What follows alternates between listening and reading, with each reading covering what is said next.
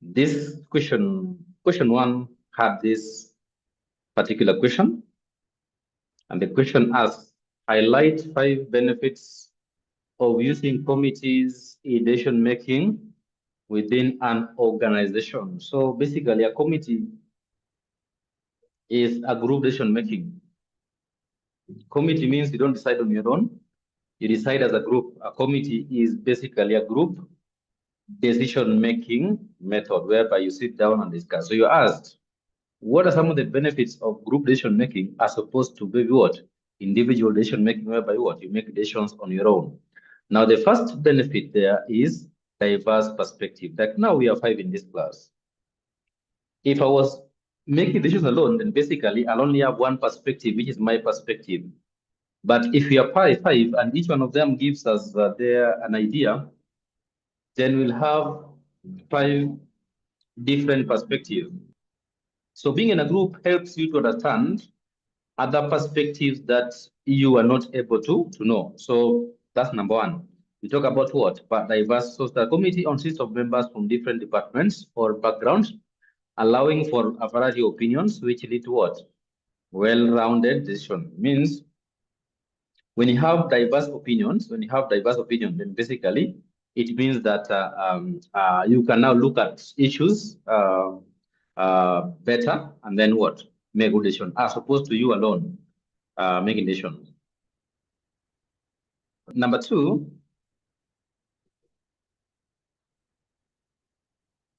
is improved accuracy. Why? Because you make decision what? Collaboratively. You can never go wrong with a group.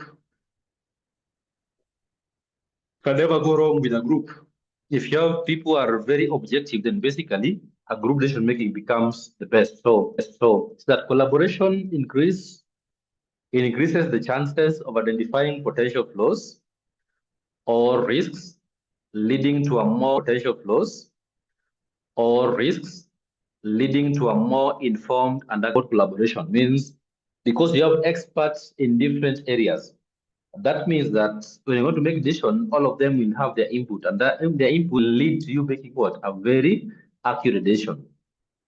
The third benefits of group committee decision making is basically, if I make decision alone and then I have decided, they'll ask me, you decide as who? But when I say that this is what we decided, like for example, this is what we've decided like as a country, but this is what Kenyans have decided, you will rarely refuse that decision. This is what we have decided as a class, as a company. So basically, when group decisions are made in terms of a group, then basically its acceptability rate is higher than what decision made at individual level. Number 4 is what? Pooling of experts. Sometimes we make what we call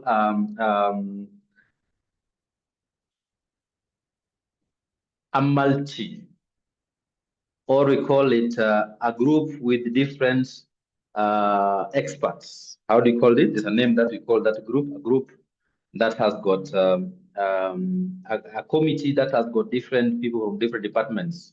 You have a marketer there, you have a procurement professional there, you have a lawyer there, you have an HR expert there, you have a production expertise there, you have a company engineer there, you have. So basically, when we talk about pooling of expertise, so some decisions don't need only one expert. They need, for example, they need an input from the accountant, an input from procurement officer, an input from the marketer. So basically, when you can form a committee with different experts. We call it a multi-sectoral committee, where you have people from what? Different sector or sections, and then they come and what? Make a committee. And that committee, basically, if you decide on something, you'll have experts from all over. So basically, their input will go to help you make what? A good decision.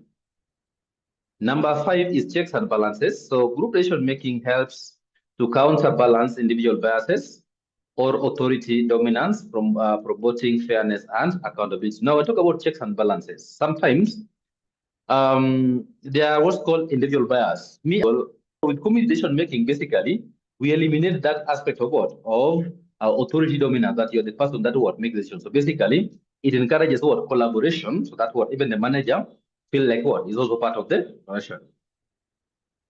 The next question here is asking, identify 5 ways in which management could overcome employee resistance to change. This question, as we have met it again and again and again, and sometimes basically. So that identify 5 ways in which management could overcome employee change. We said that sometimes, and there are reasons that there is change. One of the reasons, the major reason is what's called fear of unknown. Sometimes decisions can be made, or some changes can be made, which can even render you jobless. Some of them can lead to being taken away. Some can lead to your salary going down. So some can lead to a lot of things. Some can lead to relocation. You'll be used to Nairobi. You don't know you're going to Wajir. You're going to Kapedo, to Turkana to do work there. So basically something. So because of the fear of unknown, some people cannot. So let's look at some of the ways to what.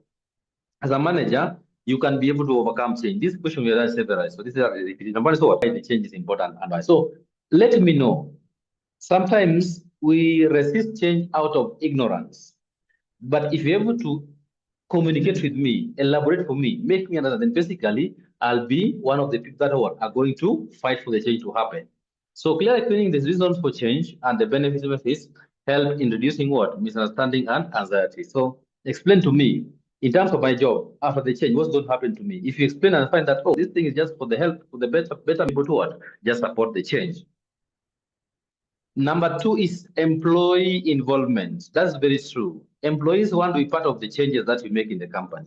Let them be in the committees. If you want to bring a committee of a certain change, let your employees be among the committee members. Let's discuss issues. Go for some meetings, long-term meetings, maybe for 3 months, and then they understand, and then basically it's able. So when employees are part of the decision, basically they know, they understand it better. So that means what? They're able to basically support it, so the change. So 3 is training and support. That's very true. Some changes come up with the new things that maybe your current employees don't have. They may require some new skill that the current employees don't have. So what happens? Before you implement the change, train them on the new skill required once the change is implemented. So basically, that's very important because some people fear that their job may even go, because if you bring a system that I don't know how to use, and I'm supposed to work, then what happens? I'm not going to meet my objective, and then basically I can even be fired. Now, first what? Addressing concerns. Sometimes when you propose a change or you bring a change, employees will have their concerns concerning the change. So that's why as a manager or as a change maker, you must be able to come up with ways of addressing. If somebody comes up with an objection to the change, and they tell me, I'm not supporting this because of it. Can you be able to Can you be able to address the concern? Tell them that, okay, understand your concern, but this change is not going to harm you in a particular manner. This is what's going to do. So basically, by addressing the concern, you're able to prevent, you're able to reduce resistance to change. And then number 5 is Is incentives and rewards. So offering or incentives encourages employee to embrace change positively. You have you can say that the people that help implementing them, the facilitators, basically, those who are facilitators of the change, they will be recognized by the company, they will be rewarded, or they will be given some incentive. So that is very, very important that you look at that. I can see somebody has written something. Let me see what has been written down so that we can be able to help. Then incremental implementation, that is very true. We say that bring change in piecemeal. Don't just come and say that by tomorrow things are changing. No, bring change in piecemeal. So that this change we want to implement this change departmentalized. We start with the HR department, we go, by the time we are in May next year, the company needs what? All of them needs what? We need to have what? A complete change. Don't bring what's called instant changes. That one can bring problems. So what do you do? Implement it incremental. Incremental means you do it in stages, stage 1, stage 2, stage 3. So, or reward in phases, phase 1, phase 2, phase 3. So that what people even see how good it is before even it reaches their department. That's also good. Buchi, thank you for that. And also what? Strong leadership who are able to stand firm and explain to employees the need for the change and look at the interest of the company as opposed to interest of individuals sometimes. Very, very true. And then follow the change management process. Yes, you can use different philosophies or different procedures in that one. So if you follow those processes well, then basically you're able to ensure that what the changes. So those are the other three. So we were asked about 5, but we have been able to what, come up with around 8. That means at least now we are very much armed. If you're able to have 8 points instead of 5, that is a very good sign that we are now very much armed for the sake of the exams. Now, the second question, so another next question says, explain 5 uses of business plan. This one also, we have done it before. If you look at the past papers you've done, then you'll find uses of business plan as one of the major questions that you've done. Now, a business plan is basically a proposal of what you're going to do. A plan is what you're going to do. So basically, you can call it business proposal or a business plan. That's called a business plan. Now, number 1 is what? Securing funding. Sometimes there are people that have had great business ideas, but they don't have funding. So what do? They develop a very good business plan. They develop a very, very, very nice developed business plan. And then they go to these commercial banks, whether Equity, KCB, Standard Bank, or Standard Bank.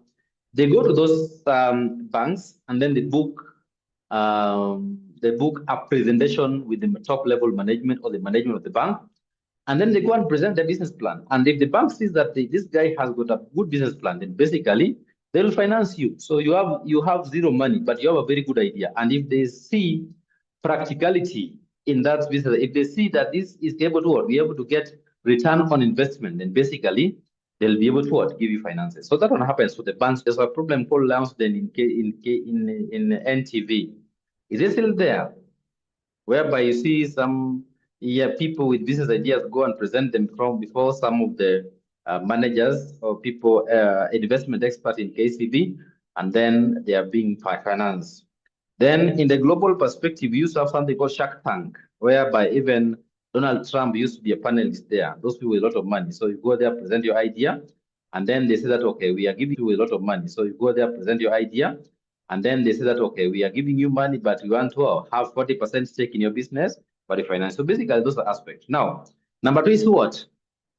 Guiding business operation. Anytime you have a plan, when you talk about this is my plan for the day, then you have to work with the plan. So basically, a business plan will guide business operation because everything you do it as per the document business plan. So basically, you're able to ensure that what your operations are guided. So it serves as a roadmap outlining goals, strategies, and timelines which guide daily and long-term decision making. So basically, you don't work against things, you work as per the business plan. And then number 3 is risk measurement. Sorry, performance measurements. That's very true. Means in your business plan, you even have what's called projections, cash flow, projected cash flows.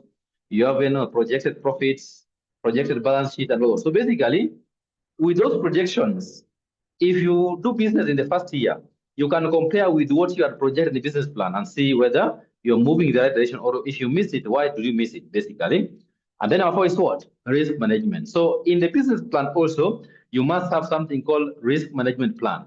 Business plan has got several sections. You have the introduction part, bibliography or the summary, the plan, financial. They'll ask you, what are some of the risks that you identified and how are you going to deal with them in case they come? If we finance you and then this risk come out. So basically, you must have what? A risk management plan. So that what? Any risk that may come, you already have a way in which what you want to deal with it. Number 5 is what? Is attracting strategic partners. There are people that can come on board in your business to even finance you because of what?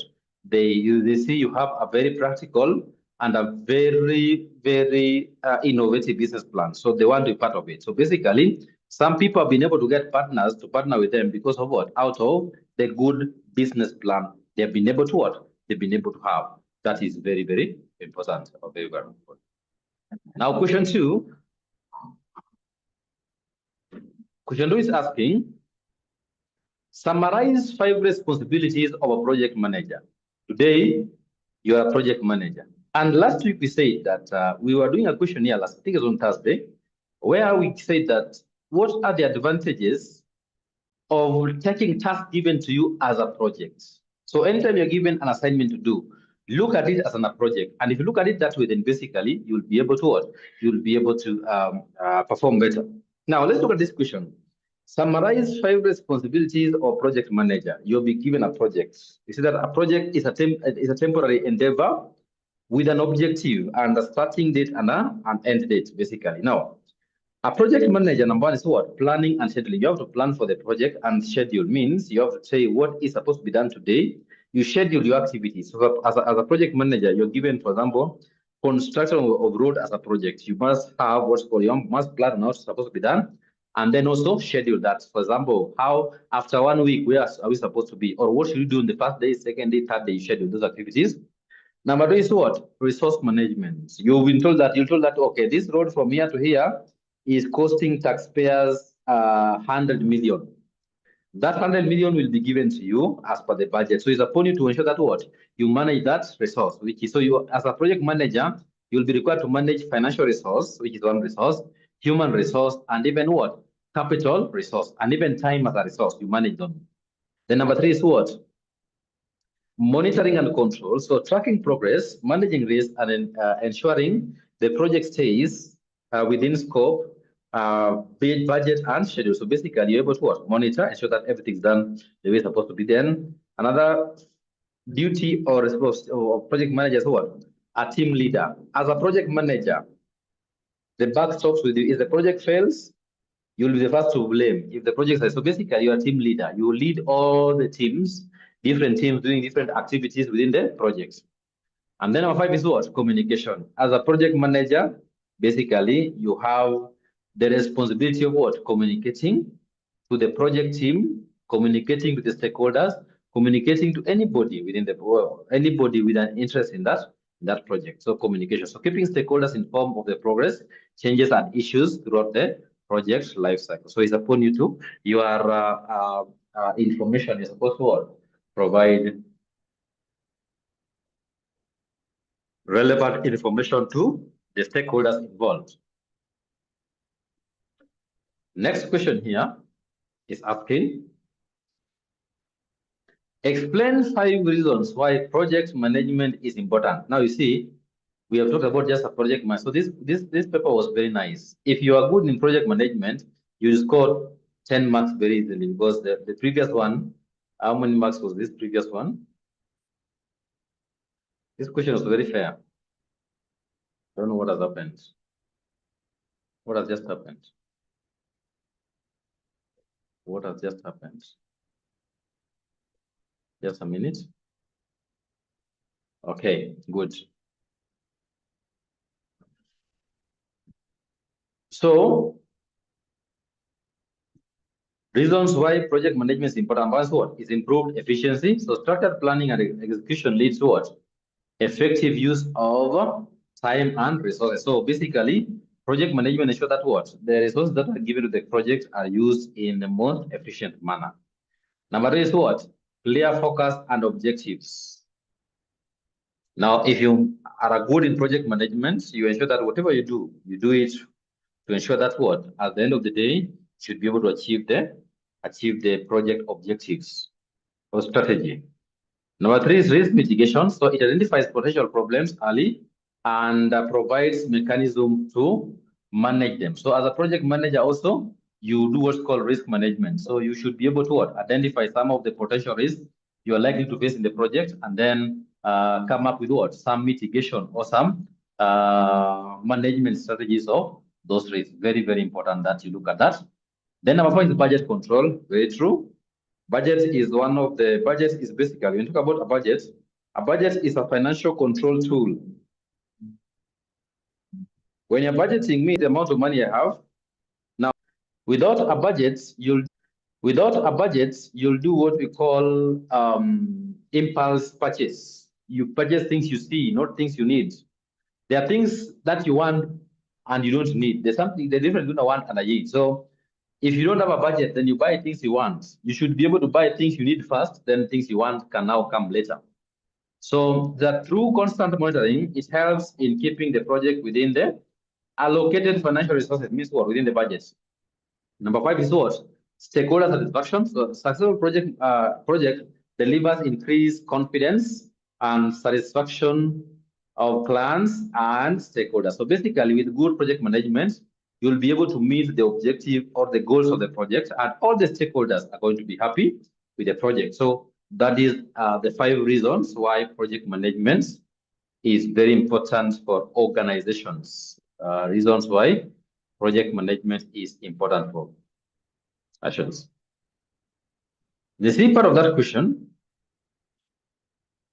is asking, explain 5 factors that may influence the level of compensation and benefit package offered by an organization. That means that question is just asking is in simple terms is asking what factors determine how much you're paid, which one is in the industry. So basically, if you are new in the industry, they look at the standards and then they pay you as per that one. Number financial capacity. If a company is making good amount of profit, then basically they are likely to pay you highly than a company making less profit. So basically, the more profit a company gets, the more they may be able to make the life of their employees better by paying them what's called a payment increment or salary increments. Number 3 is job complexity and what? If you have a complex job, you are likely to. It's called labor market condition.